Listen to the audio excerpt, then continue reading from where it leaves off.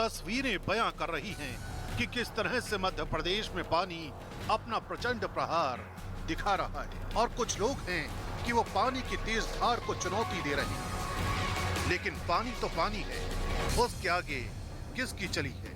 मध्य प्रदेश के आगर मालवा में बस कुछ सेकंड में ही गेहूं से भरा ट्रक पलट गया, क्योंकि पुल पर पानी का कब्जा होने की वजह से ड्राइवर उसका संतुलन नहीं बना सका।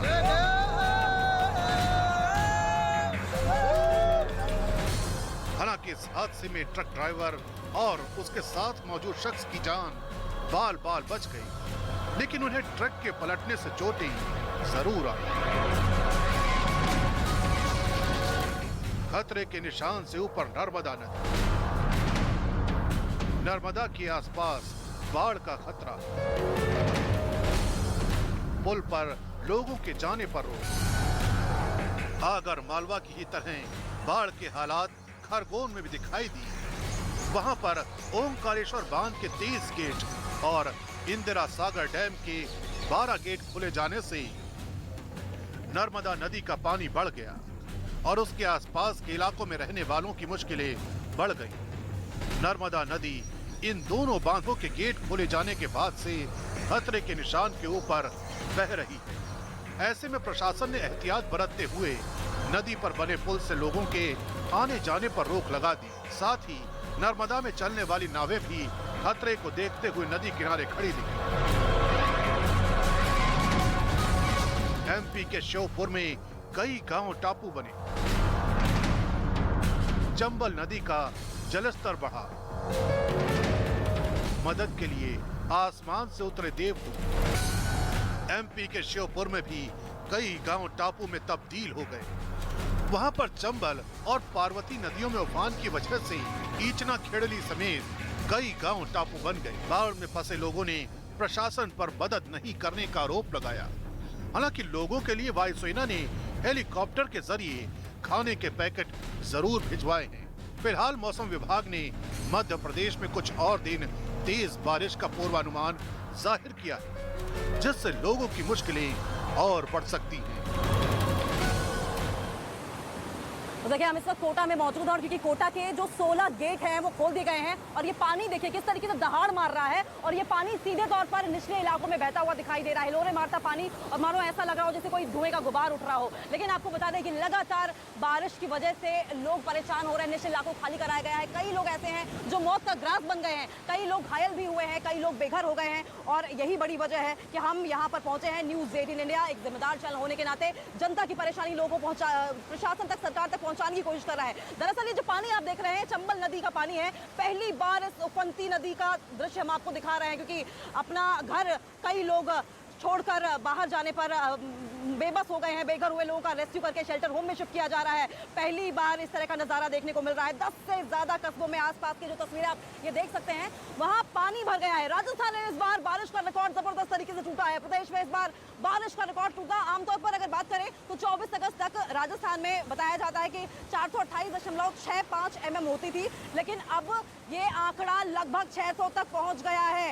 प्रदेश के राज्य के जितने भी छोटे बड़े बांध हैं इस वक्त पानी से लबालब दिखाई दे रहे हैं। तो ये तो आप तस्वीरें देख रहे थे और बात हमने कोटा की कर ली, लेकिन अब बात करेंगे हम उत्तराखंड की भी, क्योंकि देवभूमि में भी इस वक्त आपदा की मार से लोग त्राहिमाम कर रहे हैं। लगातार होती बारिश से लोग परेशान हैं और इस तरह लोगों के घरों में पानी घुस गया है कि लोग अब अपने आशियाने कुछ हद तक छोड़कर जाने पर मजबूर हो गए हैं। लेकिन जिस तरीके से आए दिन वहां पर बादल फट रहे हैं ये भी एक बड़ी त्रासदी का विषय बना हुआ है। न सिर्फ इतना बल्कि लैंडस्लाइड से जिस तरीके से हाईवेज और तमाम सड़कें जाम हो जा रही हैं उससे न सिर्फ वहां जाने वाले टूरिस्ट को बल्कि स्थानीय बाशिंदों को भी दिक्कतें पेश आ रही हैं। क्या कुछ और परेशानियां हैं, किस तरह की और मुसीबत की मार वो झेल रहे हैं, बाढ़ बारिश की मार झेल रहे हैं, आप इस रिपोर्ट में देखिए।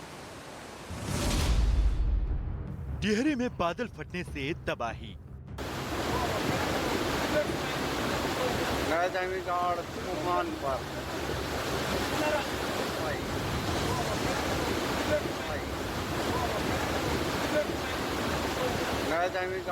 तूफान पर रुद्रप्रयाग में बादल फटने से नुकसान,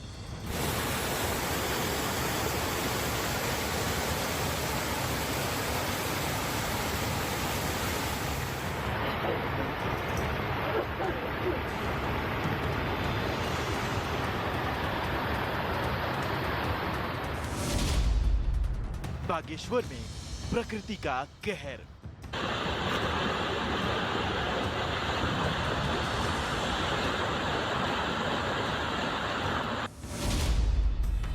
उत्तरकाशी में मुसीबत की बारिश।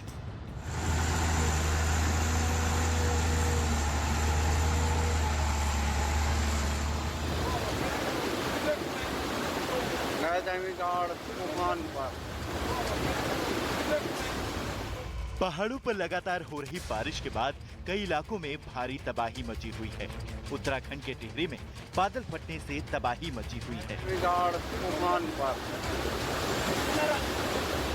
तबाही की ये तस्वीरें घनसाली के नैलचामी की हैं। बादल फटने के बाद नैलचामी नदी ने विकराल रूप ले लिया। आसपास के लोगों में अफरा तफरी मच गई। अचानक पानी आने के बाद नैलचामी नदी का जलस्तर काफी बढ़ गया। घाट तूफान पर।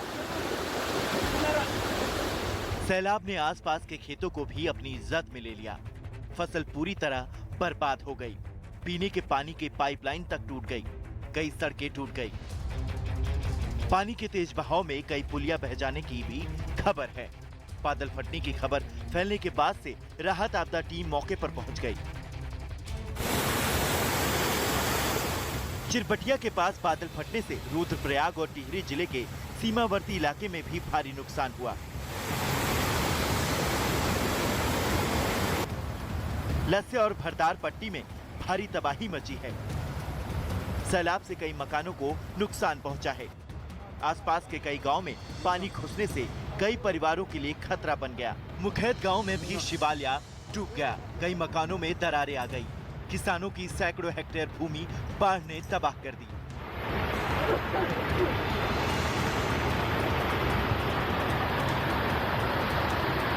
आने जाने में बहुत परेशानी हो रही है।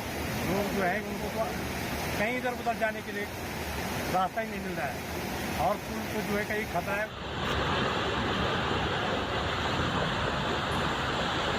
मॉनसून के इस मौसम में कुदरत के कहर से लोग सहमे हुए हैं। बागेश्वर में प्रकृति कहर बरपा रही है।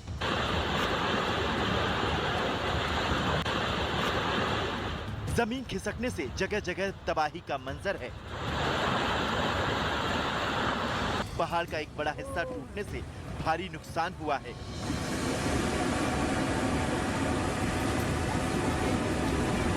हालांकि किसी के हताहत होने की खबर नहीं है। बारिश के बाद मलबा गिरने से कई रास्ते बंद हो गए, जिससे लोगों को भारी परेशानी का सामना करना पड़ रहा है।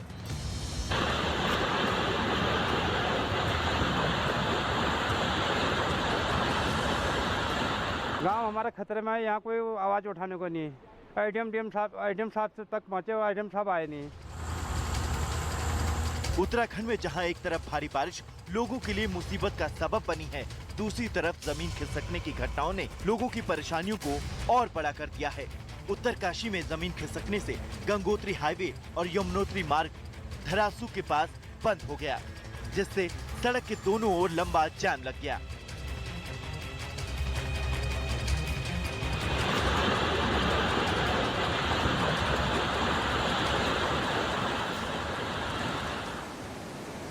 तो न्यूज 18 इंडिया जो कि नंबर 1 चैनल है, सबसे भरोसेमंद चैनल है दर्शकों का, वहां पर बाढ़ बारिश की कवरेज लगातार जारी है। लेकिन एमपी से ये आने वाला जो पानी है, क्योंकि आप सोच रहे होंगे कि कोटा बैराज पर हमारी मौजूदगी क्यों है, क्योंकि ये जो पानी है ये लाखों लोगों के लिए मुसीबत का सबब बनने वाला है। सबसे पहले तो हम आपको बता दें कि जो तमाम गेट्स हैं ये खोल दिए गए हैं, जिससे कि पिछले 3 दिनों के अंदर 10 लाख क्यूसेक से ज्यादा पानी छोड़ा जा चुका है। और अब आपको बता दें कि ये मुसीबत का सबब क्यों बनने वाला है। दरअसल ये जो पानी है ये आगे जाकर काली सिंध, पार्वती और परवल नदी में मिलेगा। चारों नदियां मिलकर वो आगे बढ़ेंगी और उसके बाद ये दिल्ली, एनसीआर, हरियाणा होते हुए यूपी तक पहुंचेगी और इसकी जद में लाखों लोगों के आने की संभावना है। लेकिन ये तस्वीरें देखें किस तरीके से पानी दहाड़ मार रहा है, हिलोरे मार रहा है और ये पानी न जाने कितने लोगों के बेघर होने का सबब बना हुआ है। न सिर्फ इतना, बल्कि आज आपको बता दें कि जो कई बांध हैं उन्हें भी खोला गया है। बीसलपुर की बांध की अगर बात करें, ये बहुत इंपॉर्टेंट रहने वाला है, क्योंकि 19 साल में छठी बार ऐसा होगा कि वो छलकेगा। आसपास के गांवों में अलर्ट जारी कर दिया गया है। अजमेर की बात करें, जयपुर की बात करें और टोंक की बात करें,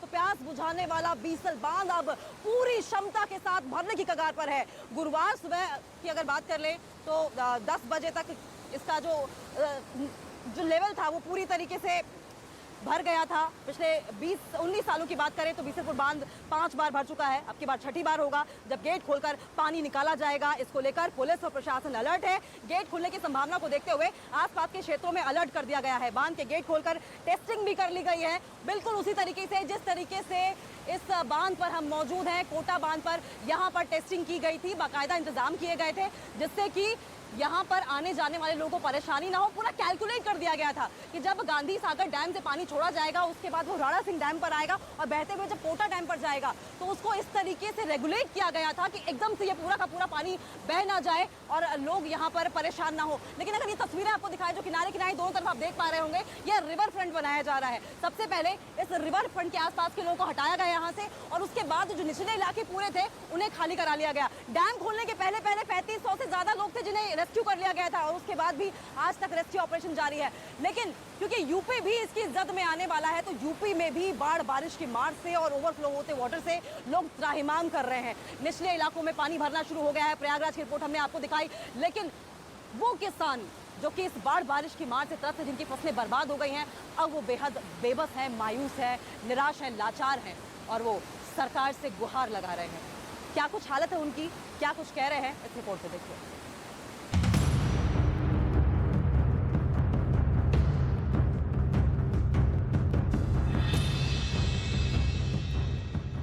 ये हालत झांसी की सड़कों की है। डैम से पानी छोड़े जाने के बाद बेतवा नदी उफान पर। आसपास के इलाकों में बाढ़ जैसे हालात बन गए। रिहायशी इलाकों में पानी घुस गया है। सड़क, खेत, मकान और दुकान सब पानी में डूब चुके हैं। गांव में जहां तक भी नजर गई पानी ही पानी दिखाई दिया। हालात ऐसे बन गए कि लोग सड़कों पर भरे पानी से मोटरसाइकिल साफ करते दिखे।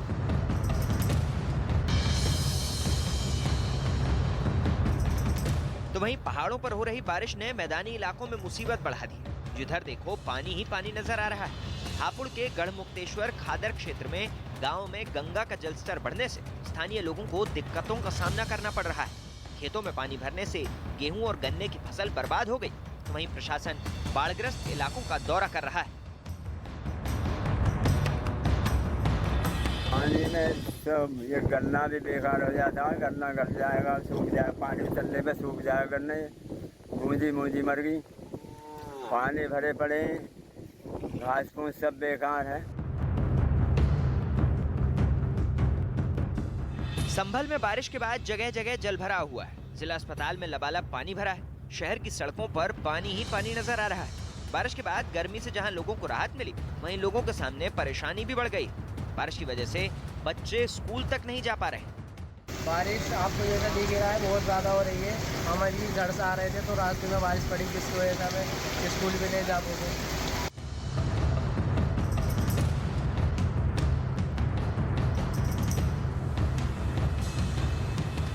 तो इस बीच यूपी में सड़कें दरिया में तब्दील हो गई हैं और नहरें मानो प्रतीत होती हों जैसे गलियां हो गई हों। लेकिन क्योंकि हम बात लगातार अन्नदाता की कर रहे हैं, किसान की कर रहे हैं, किसान इस वक्त बेबस दिखाई दे रहा है। हमारे सहयोगी हमारे साथ प्रयागराज से अमित लगातार बने हुए हैं। अमित, अगर पूरे यूपी की बात कर ले, खासकर इलाहाबाद की बात कर ले, क्योंकि कृषि क्षेत्र माना जाता है और आसपास के तमाम जो पूर्वांचल का इलाका है वहाँ पर भी कृषि करने वाले किसान ज़्यादा रहते हैं। ऐसे में बाढ़ बारिश की मार ने किस तरीके से उन्हें लाचार कर दिया है, हमारे दर्शकों को बताइए। देखिए, एक तो बारिश कम हो रही है उत्तर प्रदेश में, इस लिहाज से सूखे की स्थिति में है।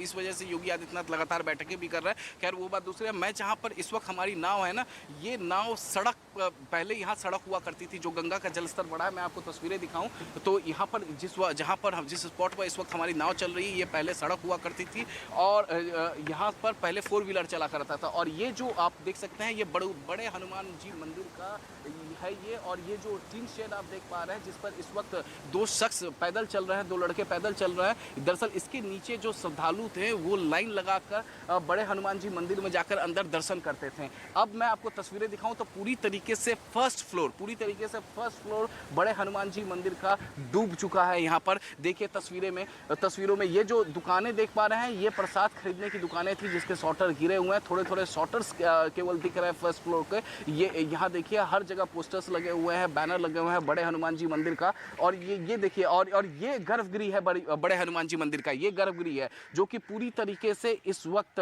गंगा जल में पूरी तरीके से समा चुका है। ये गर्भगृह है। तो ये तस्वीरें इस वक्त संगम तट पर हैं और कुछ इसी तरीके की तस्वीरें जो हैं प्रयागराज के कई इलाकों के हैं। कई कॉलोनियां जो हैं गंगा और यमुना के पानी में समा गए हैं, जिससे लोगों को काफी ज्यादा परेशानियां हो रही है। जी।